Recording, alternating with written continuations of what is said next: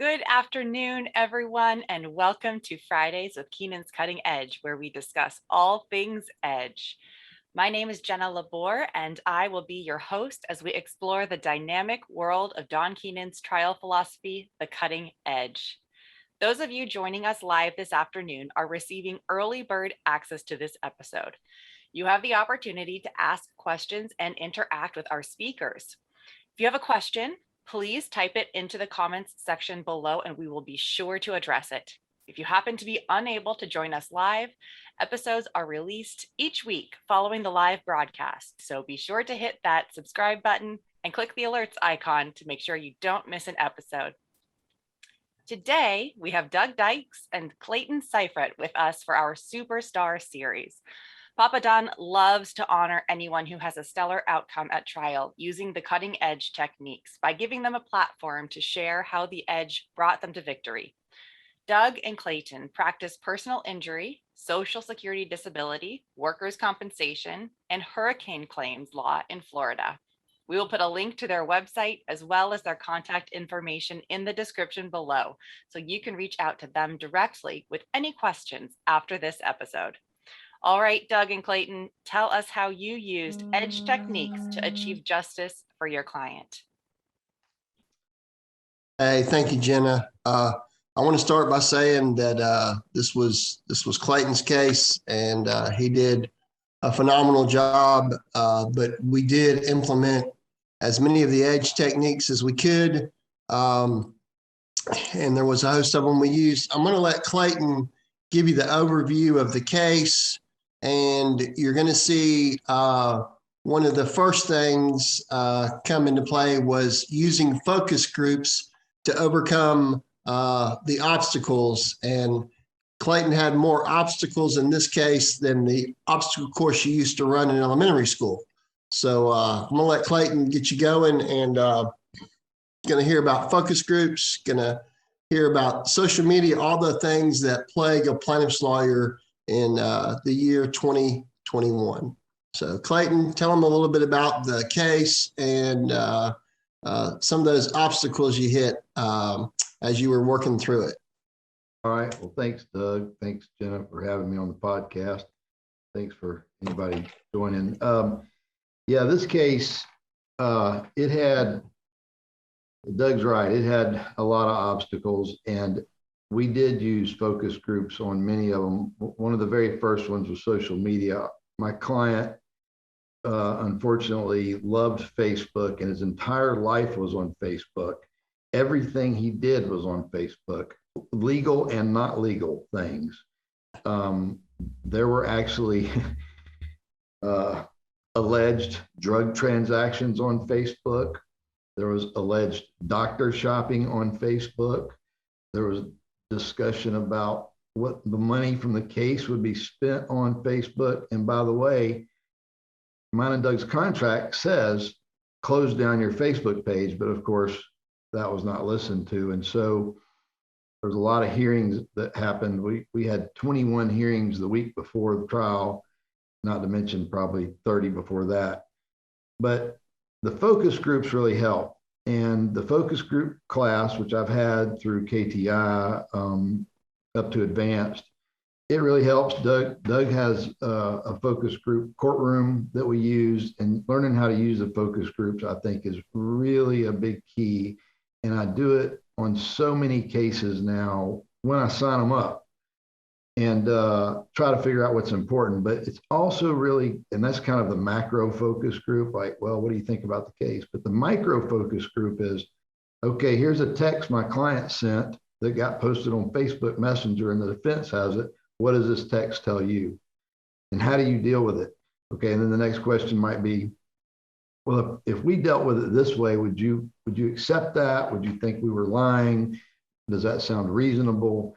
And we tried our best to let the focus groups tell us how to handle these pitfalls. In fact, we used another KTI member, Elizabeth Alaric, who did a wonderful job of prepping our client over about a 3-day period on how to handle these pitfalls.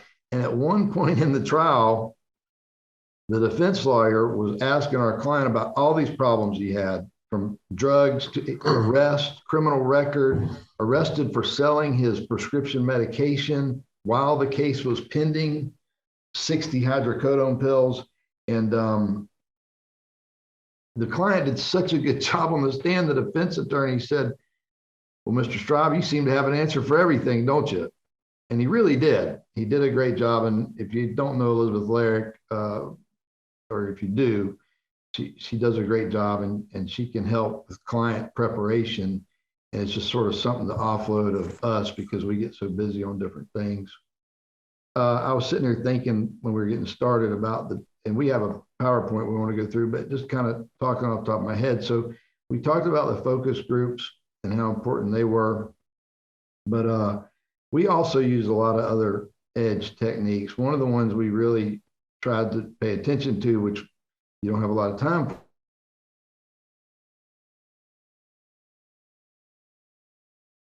for picking that jury, you know, unless you're Don Keenan and you've done it 1,000 times, you'll be good to get 9 out of 10 of the items out of that pie down right. But they all do help. And it is important to go through them, and it's important to practice it. If you have time, focus group that too.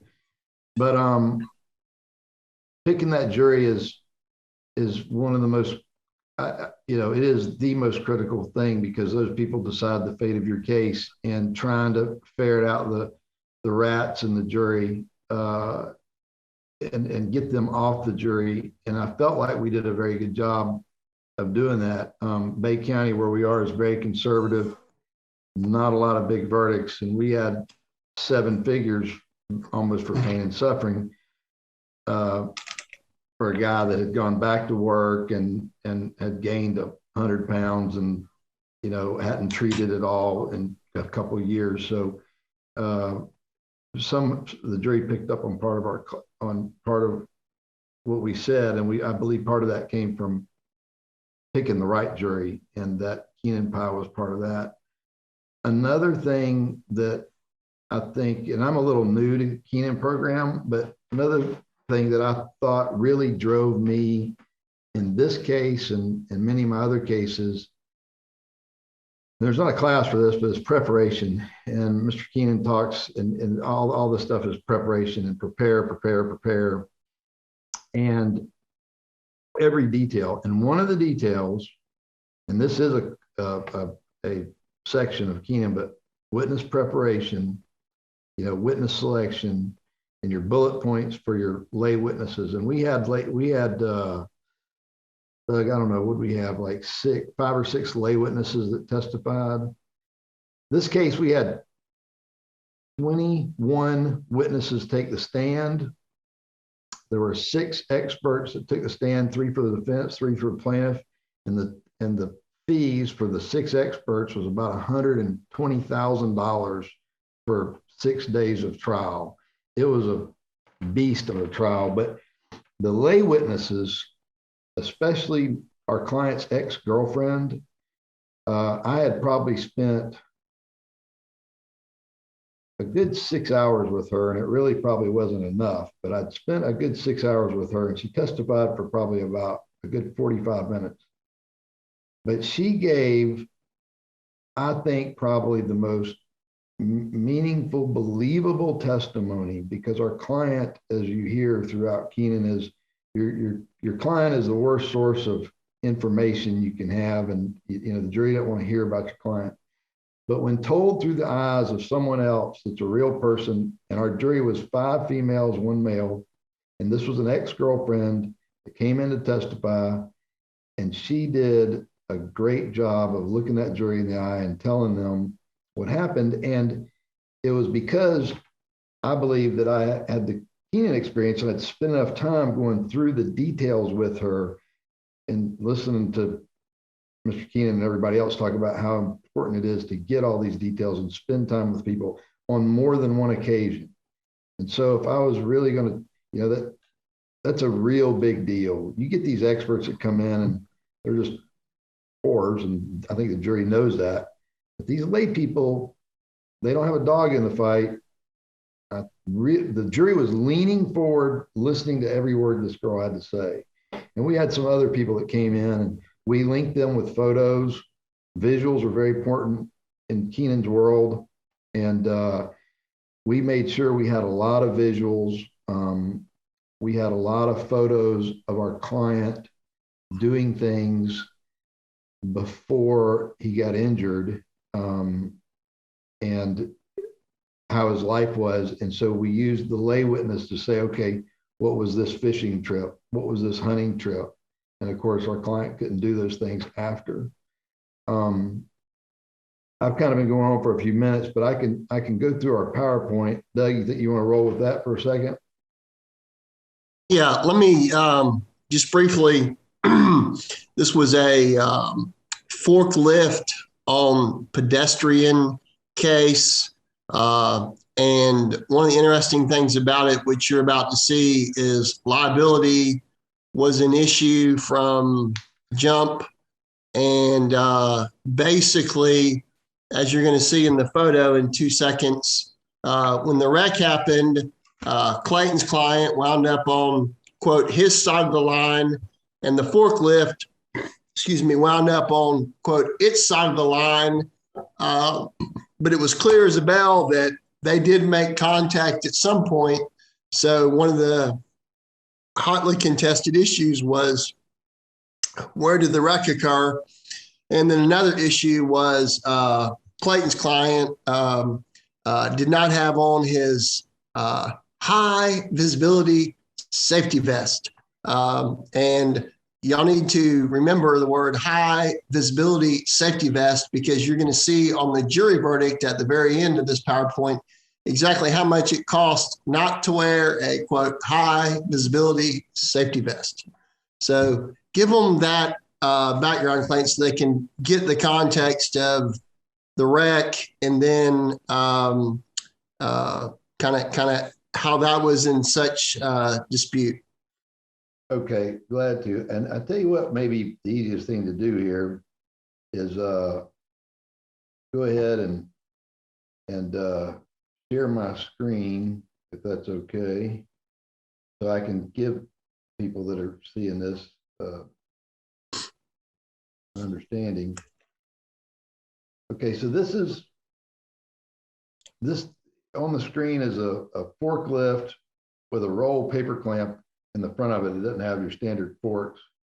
And the forklift was heading towards where the cameraman is, and it is in its lane of traffic here. And then our client is laying on the ground, and the question is, what happened? And there's no video of this crash. And so the defense was that our client walked in front of the forklift. Our client got out of his truck right here that he was driving. It looks kind of like a semi truck. And he walked down this road, and he crossed in front of the forklift.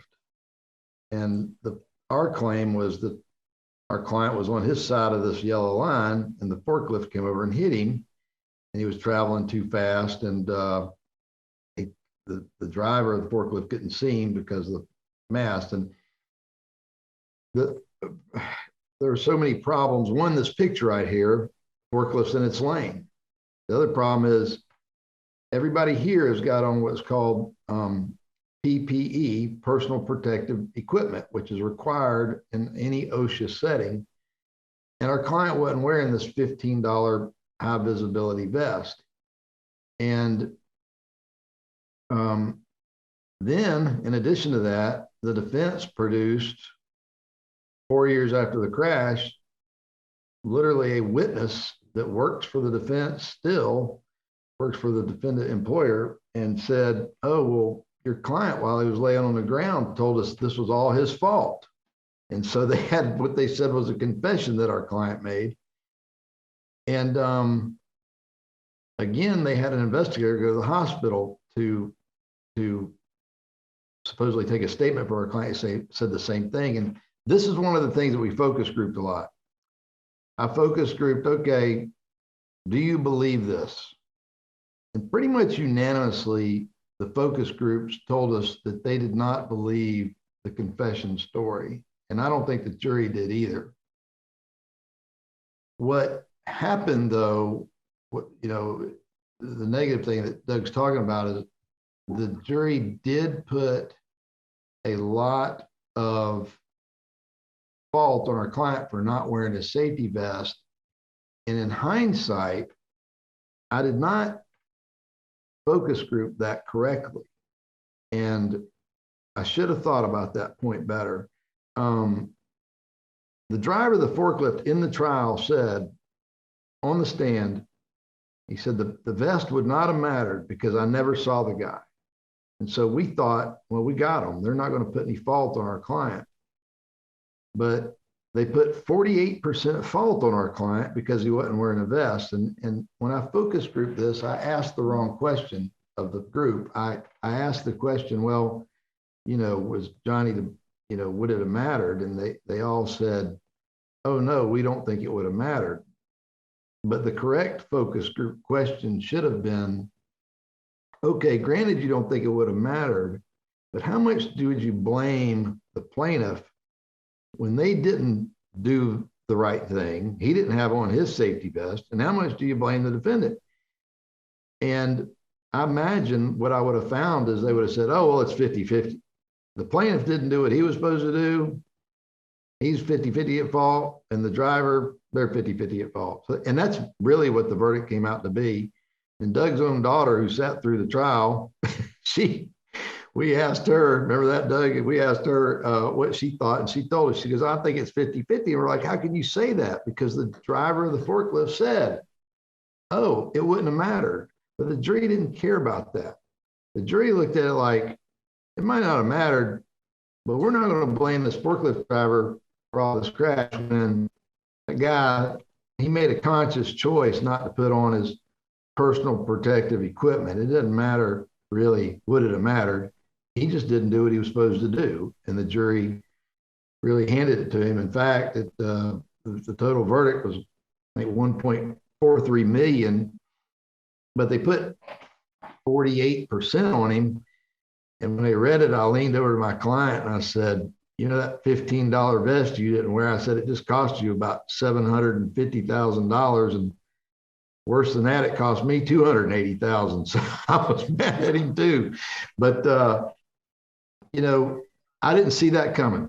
And I should have thought, it doesn't matter. When you're doing your focus groups, you really ought to think about that. Even though I had them put it down on a verdict form, it's not, okay, what was the cause of the crash so much as, okay, who do you really blame for this? How do you see this in the big picture? And so I learned something from that. I was going to go back to the beginning of this. This is the PowerPoint that Doug had our office do. But we talked about our obstacles. This doesn't even show all of them. Our client had a confession twice, once at the scene. We focus group that. Where was the impact? Our client's criminal history. Let me throw in one thing about the confession, if I may. Sure. Clayton took the gold from the focus group about this, quote, alleged confession, which was, well, did you write it out? Did the gentleman sign it? Did he get a copy of it? All those little, what I call gold nuggets from the focus group, which are making the most sense to them about whether or not this was believable. And those were the bombs thrown at this witness on the stand, and he didn't have an answer to them. He couldn't explain it. It wasn't done. He didn't have it done, and so I think that resonated very well, and it certainly came straight from Bubba, if you will, about, well, you can't hold this guy to this. If this didn't happen, that didn't happen, this didn't happen, and so that was just a wonderful use of letting the focus group tell you what's going to matter. And we've heard it 1,000 times. We don't think correctly as far as how they process information and how they analyze stuff. So I just really think that I think that was a big, big deal, because if you chose to believe that, Clayton's client deserves zero. I mean, so that was just a big, big deal in my mind. And I also want Clayton to talk to you a little bit about the opening statement, which we crafted specifically from the advanced opening statement course, trying to do it the right way. And that was the impression that the jury was left with at the conclusion of Clayton's opening. The judge let us use it fully. There was 4 TV screens in the courtroom. And I'll tell you, when something goes up on that TV screen, it is like a magnet to the jury. They are completely focused on it. And during discovery, Clayton got a document. We called it, they call these things, they have an abbreviation called pit trucks or something like that, which is basically a powered industrial truck. This one was a forklift, but they train on them. And so he got some really, really good edge information out of that helped him with his statistic, helped him with his safety rules. And it was just, the defense could not run from it. It was their own document. And we know that's always good, because you try to run from it, you're just a hypocrite. I just didn't mean to go too far, Clayton. I just thought that was significant. No, thanks, Doug. I'll back up for a second. So the point Doug was talking about the writing, I was in one of my focus groups, and I had a what we call a shit happens juror on my focus group, and he worked in the oil industry, and he no matter what I said, he was not going to side with our client or give any money to him in the focus group, and he had an answer for everything. But one of the things in going through, and his attitude was, look, if you're on an oil rig, if you're at the port, if you're on a construction site, it's your job to avoid being injured. And there's people that believe that, and they can be on any jury. And so he kind of felt that our client, look, if you get hurt, you could have done something to avoid it. I don't care. That's the way these people, they're trained a lot of times. And so in talking to him about the statement, he at first believed that the defense probably got this statement from our client, both at the scene or at the hospital. And he maintained that. And then while talking to him, he said, well, your client, if your client didn't agree with the statement, he should have rebutted it when he got it. And I said, well, he never got a copy of it. He said, the focus group member said, what do you mean he never got a copy of it? And I said, well, they didn't give him a copy of it. And they said, well, did he sign it? And I said, no. He goes, oh, well, I don't buy that. He said, every case we're ever involved in, when they take a statement, you have to sign it.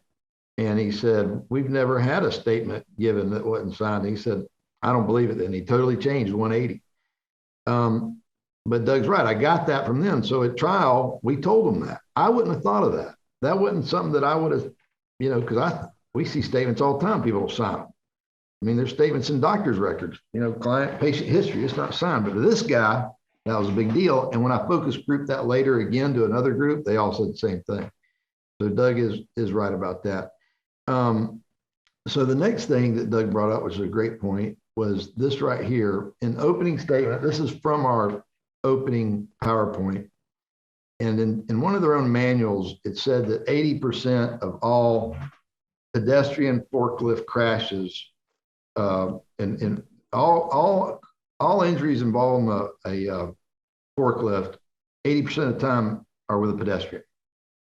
And, it's pretty obvious who's going to lose that battle is the pedestrian. And so it's a big deal to to this employer who ran the forklifts, hey, watch out for pedestrians. That's your number one possible thing to get injured with. And so we put that up on the board and we hit it hard throughout the trial.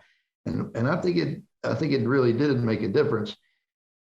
As far as, kind of give you an idea as far as numbers go, when this case started, our client had a work comp longshore claim. Well, they paid out $100,000 for his longshore lost wages and medical. And then his employer sent a letter to the defendant's employer and said, hey, you owe us $100,000 because your employee ran over our employee. And the defendant employer said, we're not responsible. Your employee wasn't wearing his vest. And plus he confessed to it being all his fault. And so from day one, the defense in this case said, we have zero liability for this case.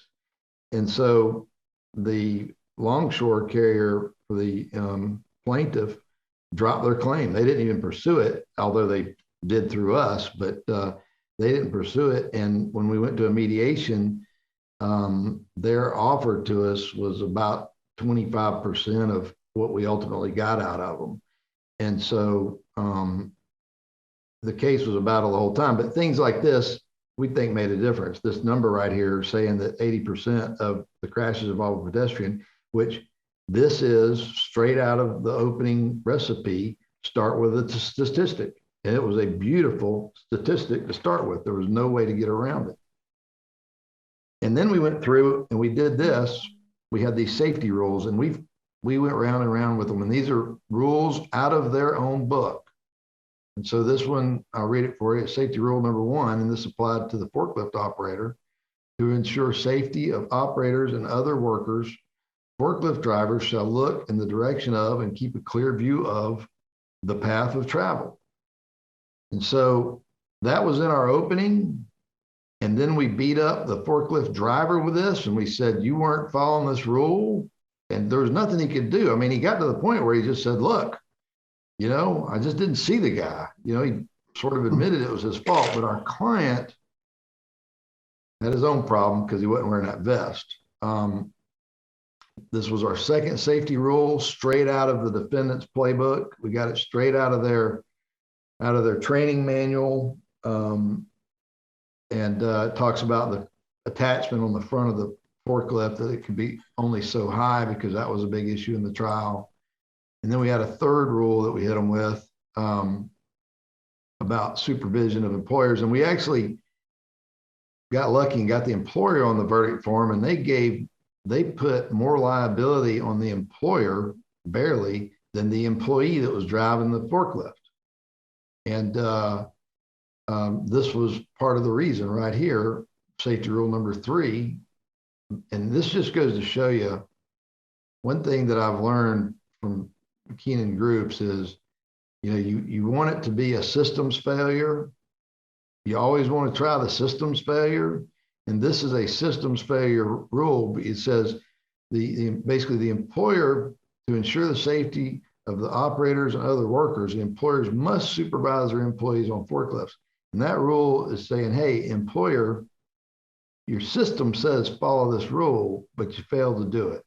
And so it is a system failure rule. And that jury, if you look at this, there's 3 people on that verdict form: the plaintiff, the forklift driver, and the forklift driver's employer. The guy driving the forklift that hit our client in the back with a forklift was held the least liable. So juries don't like to hold individual people liable. They'd rather hold a corporation or a defendant. And that's why you want to use a system failure case if you can, because they just don't like holding individual people liable. And then finally, we had our bumper sticker, which is also, straight out of the openings. The bottom line is forklift operators must steer clear of other workers. And we hit that throughout the entire case. This was part of our PowerPoint, made it very clear for them to understand, starting off, so the jury knew what the case was. We had visuals in the PowerPoint. This is a picture of the scene. where this happened. You can see the forklift after the crash, other photos. So the jury, we wanted to make sure the jury knew going into this exactly how this happened and get the big picture. And this is a picture of where one of the main eyewitnesses worked. We want to know where her point of view was. So when they heard Joe, her name was Joe Young, they would know why she was important to the case. So they weren't surprised. This is the photo I showed you earlier. This is the defendant's co-employee standing around, and the defendant on the ground, or plaintiff on the ground. All these photos, this is the actual PowerPoint that we used in the trial. And again, this is straight out of the recipe for Keenan openings, who we are suing and why. And the defendant's name was SSA. So the employer, SSA mechanic, for violating safety rules. That was the forklift driver. We didn't use his name.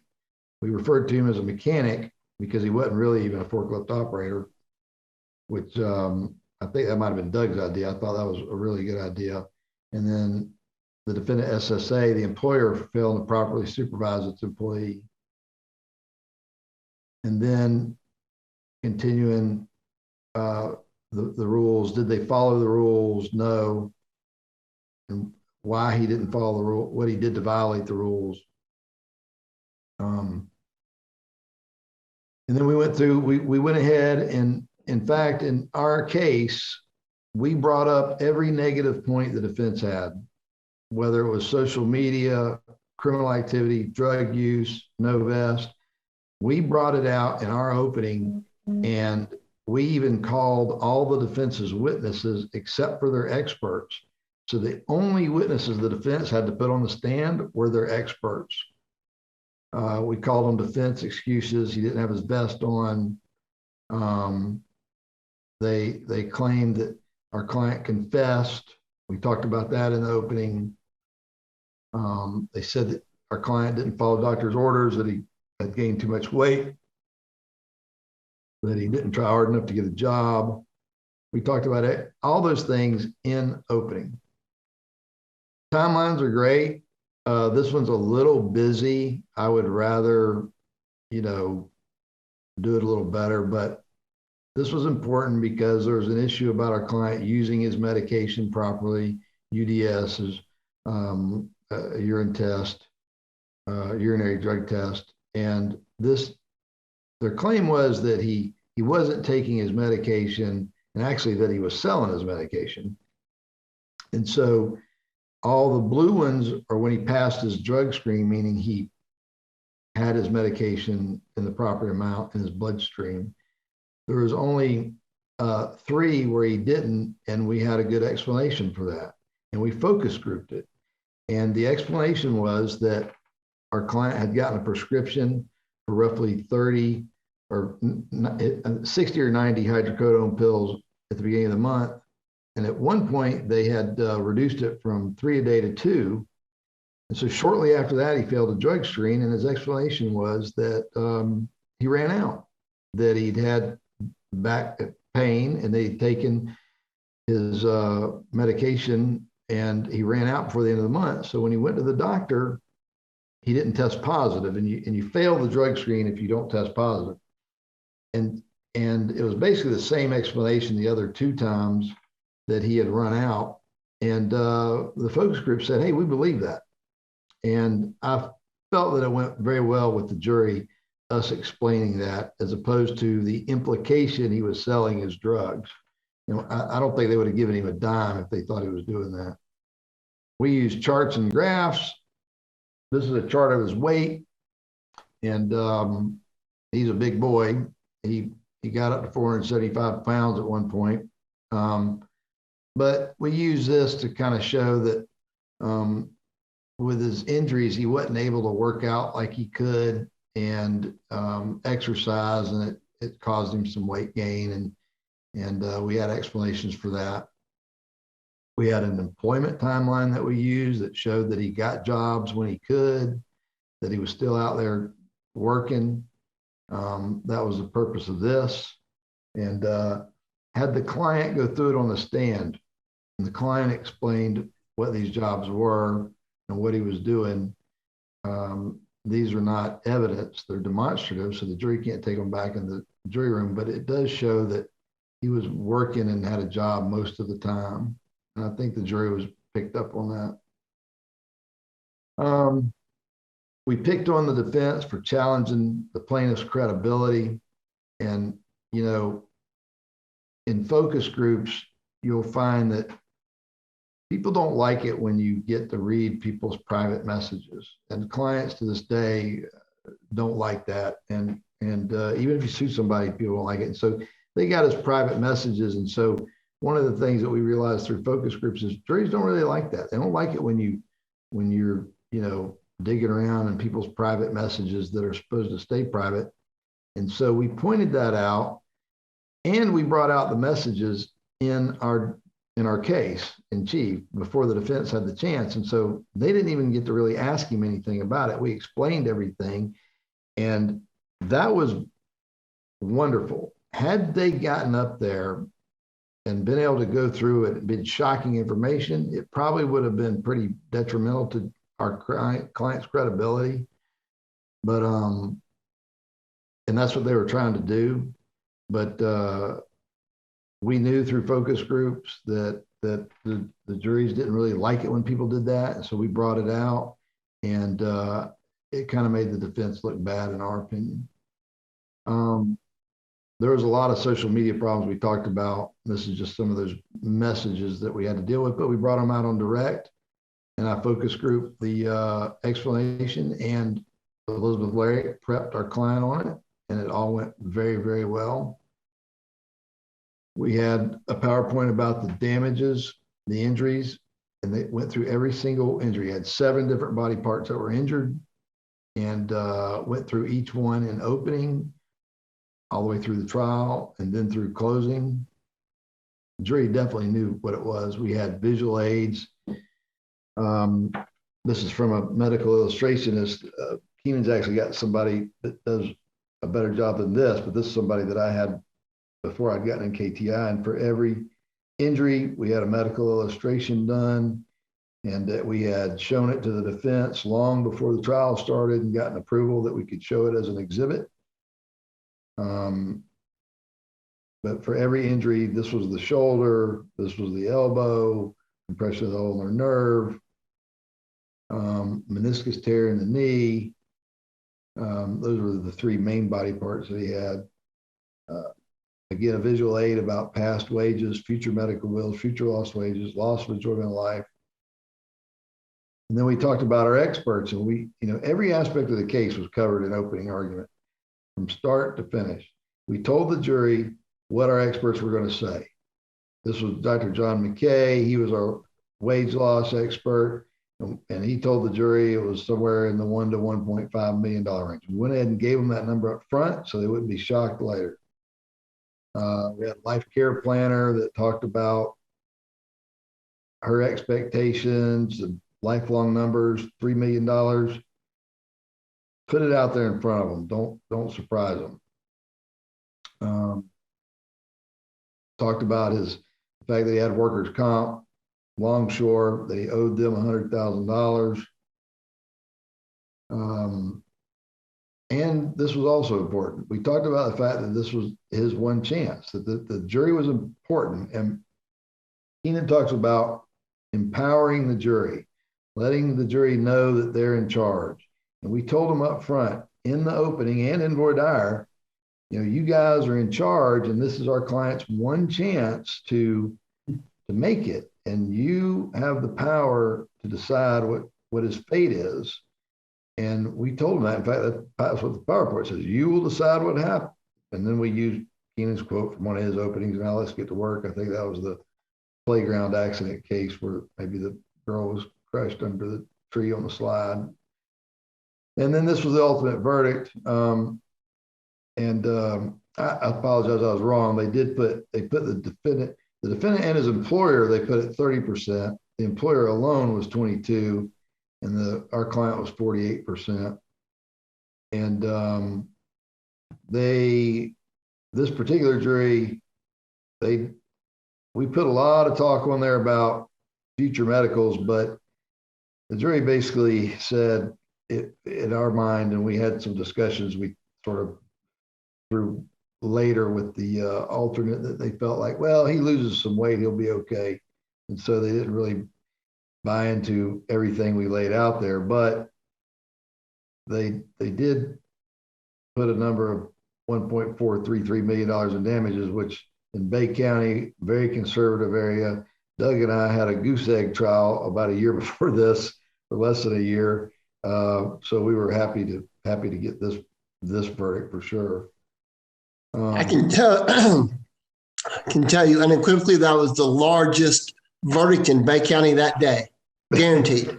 I mean, I don't know. I asked the clerk of the court how many 7-figure verdicts they get. And he said they don't track them, but he couldn't remember one in recent years. So, you know, I can stop sharing my screen here. I want to, Clayton, real briefly, well, I don't know, go back to the opening statement PowerPoint. I want to just highlight a couple of things real fast for our people that are kind enough to attend, KTI people. I want to show them just a couple of things in the PowerPoint. Go back to the opening one if you could real fast. And then Jenna, I don't know if we put them to sleep or if they've just held all their questions.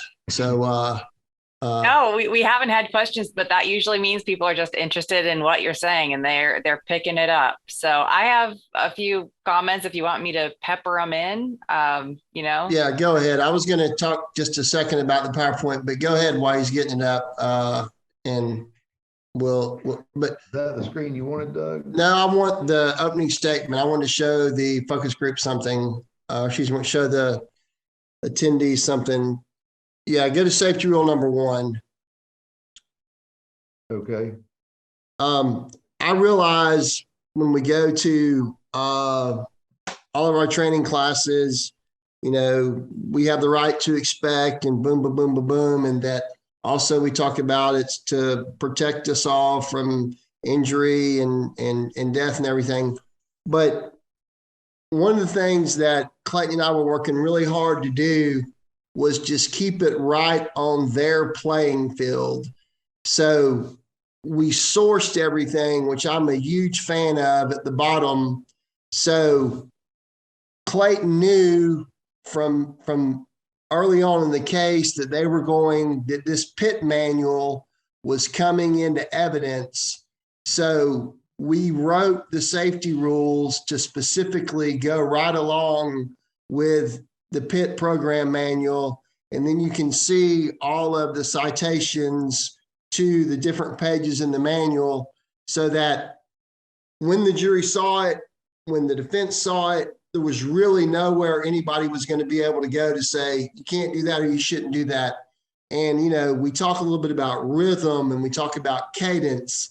And so it just and I mean, don't think for a second you're not scoring points, and you are, and the jury's reading that and they're like, yeah, it makes sense. Yeah. And it's their own rule. Yeah. So go on down, Clayton, to the next one about, keep going. Right there. The bottom line is classic power word, used in big red letters. The simple truth is power word, must practice what it preaches. So again, power word again goes into what I call the emotion stool. I'm not sure, but it's the lie, betrayal, hypocrisy. You know, they're supposed to be doing this. They're supposed to be training on it. So if they're not doing it, that's a problem. And then this was even before we knew that the statistic was powerful, but we now know that we are using it, you know, at least a certain number of times in the opening. I won't steal that from the advanced opening course, but we were able to put that back in there again. So I just wanted to point that out, and then going down a couple more slides, Clayton. No, keep going.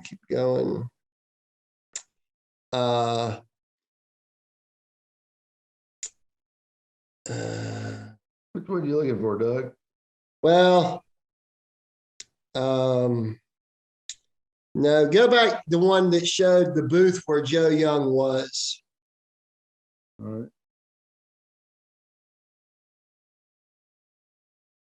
Right there. Yeah. This was a big part of the case because Clayton had spent time with Joe Young, who was the only eyewitness other than what, Clayton's client said and what the forklift driver said. And basically this interchange booth is what Clayton's client had stopped to go to. And that's also about the area where the forklift was fixing to pass. So we wanted the jury to know straight up that the only unbiased eyewitness you're going to hear from, this is exactly where she was. And so when she looks out her window, she has the clear view. Go back up, Clayton, or I guess go down. Either way is fine. Right there. Nope. Back up just a grunt. Sorry. Slide. Yeah, that one will work. Slide 18. That is looking directly ahead. That's what she would see if you would, looking out that window, looking straight ahead. And again, that's where Clayton's client had to walk back to under the rules and regulations to leave the port with anything or to move it, if you will. So I just thought that was really good to have the jury right there and trying to explain a forklift pedestrian crash, motor vehicle crash, anything without some kind of visual for the jury to follow along with you is just almost a nightmare. It's just almost impossible to do. So that was just a couple things I wanted to point out. And I'll go back to Jenna and Clayton. All right. So I had a couple of questions. I've noted down a few things. I noted focus groups, witness prep, jury selection. I also noted a little bit more specific things like dealing with social media, negative attribution, system failure, statistic, safety rules, and addressing problems up front. KTI has specific colleges for a lot of these items, or if not specifically for them. For example, we have a college on focus groups, witness prep, and jury selection. Opening statement discusses a lot of these topics. How many of those colleges have you guys attended, and how did they help you in implementing these techniques in this trial? I've had every one of those, and I use things from every one of them. The other one we didn't talk about was closing. I had kind of two closings in this case. You get about 45 minutes, and plaintiff goes first, and what you don't use the first time, you get to come back after the defense rests and gives their closing. And so the closing was another one that was powerful, because in the closing class, they teach you about telling a story and making it something that the jury can relate to and give them something to go back in the back with. And so that's another class that I had that I absolutely used. I told a story about a suit my dad had given me and a tie that I had a little boat on my tie. And I said that the jury was sending the plaintiff off in a little boat for life and putting provisions in it. And I was trying to paint that picture, but and that's powerful. One of the things throughout all the Keenan stuff, all the courses is give them a visual, let them paint their own visual in their head and give them their own visual. And so throughout the entire trial, we did a lot of visuals, but I've had all those courses, and Doug's had more than me. And most of them I've done the advanced course, and it's all really good because it's a workshop. It's a class, but it's a workshop. You get notes on it. They all intertwine, and all the people in it have done a lot of the stuff. So you kind of build, all your classes are like Legos. You just keep building on all the information that you learn. But Doug, you add to that. the um, the advanced opening statement course, I had Brent Crumpton, and I can't remember if there was another instructor. I apologize if I'm not mentioning them, but it was just really, and again, I like all the courses. I've had them all, and I'm still taking what I can take. But the advanced opening statement course pulls together so much of the background and the underpinnings of what we're trying to do. You know, we know from the what I call the overarching uh, edge stool, which is rules, codes, and spreading the tentacles of danger / foreseeability. Well, you're doing that with that statistic. And then the very next thing that you're showing them is your safety rules. And then you're giving them the short story, and then you spread the tentacles of danger.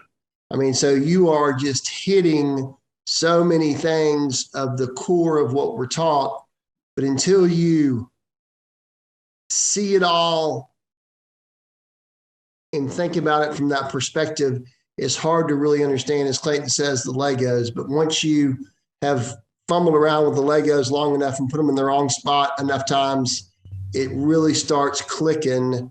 And when it does click, it's a thing of beauty. And it's the symphony that we talk about, the Edge Symphony. So, you know, there's just so many little things that came up that, you know, some of you have known Mr. Keenan is very fond of the flip chart. And we were writing down pretty much everything the jury was saying as it was happening, making, you know, kind of the Bubba transcript. And so at closing, Clayton's able to say, you know, don't take my word for it. You know, here's what witness Jones said. Here's what witness Smith said. So that was another technique that was very effective. And I also want to point out we had discussions that things we were going to use, but then we didn't use because we thought ultimately that goes against some of the overarching themes. And I'll let Clayton tell you about the full size safety vest cardboard blowout you had made. Oh, about the focus group. Yeah. So I took a picture of my client with and without the safety vest on, and my client was about 6'1", 350 pounds when this happened. He's, you know, and he had on a kind of a bright blue hoodie. And the defense was, oh, well, he didn't see him because he didn't have on his safety vest. And so I said, well, it's ridiculous. How can you not see a 6'1", 350 pound guy? And so I ordered off Amazon or somewhere a cardboard cutout blown up of my picture that was life size, 6'1".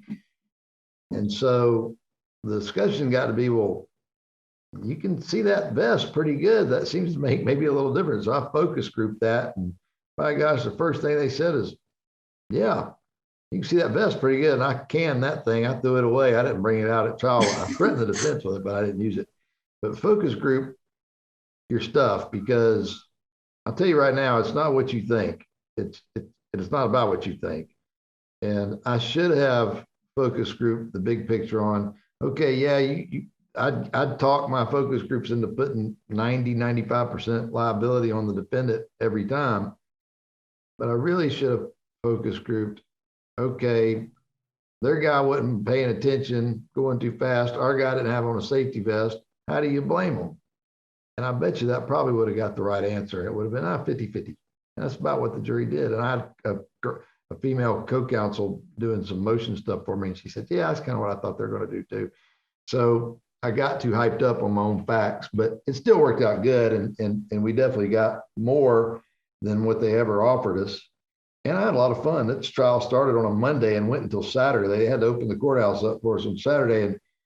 And it was, you know, it was a long week, but we learned so much.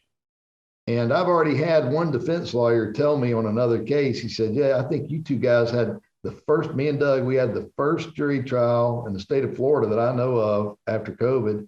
And then we had the first one in one of the first ones in Bay County. And he brought that up to me. I didn't bring it up to him. So insurance companies know who's trying cases. They know who push it. And that's what you want to be. Their offers went up all the way up to and during trial. I finally quit negotiating with them because I wanted to see what would happen. But, you got to push them and they got to know you're going to push them. And, it's kind of like what Keenan says, I'll get it wrong. It's like, tell them what you're going to do, show them what you tell them, and then tell them what you showed them or something to that effect. And that's what we did. And it worked out. It was work, but we got paid, and it was darn sure worth it. I'll tell you that. One quick question before we wrap up here. You said you had a goose egg of a case there in that county in the past. What did you attribute the turnaround to? Well, that was Doug's case. This was mine. Who's first chair? I see. No, I'm kidding. Maybe I shouldn't have asked that question. I take it back. What do you guys Doug, I'll let you take that one. Sure. There's just a lot of the cases were just phenomenally different. The goose egg case was, car A hits car B, and it's at a stop sign. The POV of the jury is already with the defendant that they think they would be sued. Nothing injury-wise like what Clayton had. And, there were some, there were just missteps along the way that looking back were like, crap. We could not, and I know we teach it, or Mr. Keenan teaches, you can't blame the judge, but we weren't allowed to use any visuals whatsoever during our opening statement.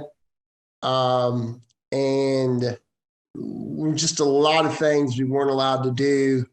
And we got liability. I mean, they put liability, they blamed our client, which I didn't think they should have in a rear-end crash. But anyway, in Florida, with a motor vehicle crash, unless you prove a permanent injury within a reasonable degree of medical probability. So in other words, they got to believe, Clayton clearly had it here. He didn't have that burden because it wasn't a motor vehicle crash. But when you have a non-surgical case, and it's just like the neck and the back pain, it's just a tough burden because the negative attribution, the jury wants to believe, well, crap, I could be in that kind of wreck. I'd want to be better. I wouldn't want this to be a lifelong thing. So anyway, and by the way, Clayton did give the opening statement during that one we lost too. So just so you know, he improved. But Doug, I think. So he shares some of the blame. Well, but one thing you need to point out, Doug, and this kudos to you, is your offer before trial was what fraction of what they offered you during trial? Was it 6-1 or 3-1? Yeah, I'm not sure where it happened. I don't know if the defense lawyers weren't paying attention, but the highest offer before Clayton and I went over there was like 12 or 13,000. It was just maybe it's 17.5. It was just stupid. So we're walking back the first day, and the defense lawyer looks over at me and says, "So your lady doesn't want to take the 50?" I said, "What are you talking about?" She said, "Yeah, we offered you 50." I'm like, "No, you didn't." And, "Oh, yeah, we did." And so he went home and he goes, "Crap, I never sent you that. I thought I did." I'm like, well, and then I think he offered another 10. So I think the ultimate offer was 60. Hindsight, we should have taken it. But my point in this is pre-trial, he didn't have an offer of 20. And during trial, I'm pretty sure it was 60. So that was triple what it started out at. Mm-hmm. And until you take them to the mat, you're not going to get that best offer. I've never had money leave the table. Yep. And I've always had it go up every time. So you're always going to come back with more. Well, and what I did with that loss is I tell the that it doesn't get brought up, obviously, but I'm like, I'm still here, I'm still going, and I'm definitely due for the win now because I got to get that reputation back. I know, I think people sometimes don't realize, when you go to trial, it doesn't necessarily mean you have to go all the way to verdict. You have to get in the ring, though. You have to get in the ring. And if after your opening or after your client testifies or somewhere right before closing, you get the number that you want, which, by the way, for those of you listening, you learn how to figure out what number you want in your case in a Keenan Trial Institute course called mediation. So if you get that number, it could happen at any point during trial. So always consider trial to be part of the negotiation process. And the fact that you step into that ring is a huge, huge piece of leverage. So, all right, we are a little bit over, which I think we started a little bit over. So I think we're all right. But thank you so much, Doug and Clayton. And thank you to all of you who joined us for this week's episode of Fridays with Keenan's Cutting Edge. If you liked today's video, please click that thumbs up and don't forget to subscribe and sign up for alerts so you don't miss an episode.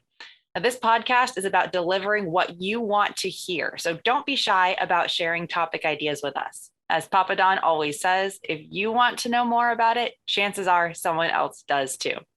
Next week, we will be hearing from Greg Luther and Brent Crumpton as part of our New Revolution series. They'll be discussing what's new in the edge world of medical negligence.